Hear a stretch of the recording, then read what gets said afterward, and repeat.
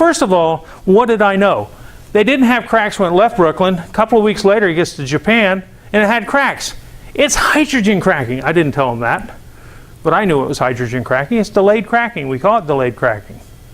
It's the only thing I know that kind of shows up a few days or a few weeks later. So I said, you've transformed to martensite, because martensite is the material that's most susceptible to hydrogen cracking.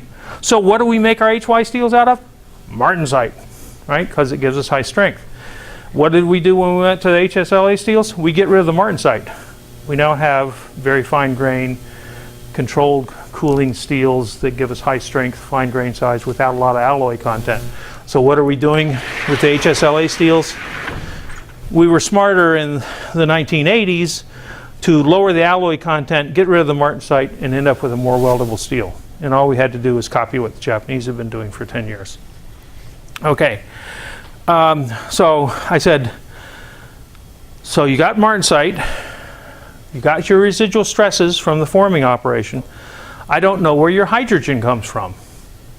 And they said, well, could it be anything to do with the fact that we actually plasma spray on stainless steel powders on the inside to make a porous surface so that we can impregnate, this is the top of the line cookware, impregnate the non-stick coating plastic into this porous mass of stainless steel. I said, what's that got to do with hydrogen? Well, we use a 95% argon, 5% hydrogen gas mixture. Oh! So, case solved, okay?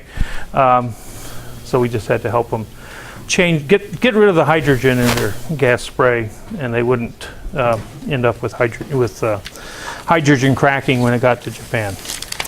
Okay, so there's a, see, if you ask me questions, I'll give you stories.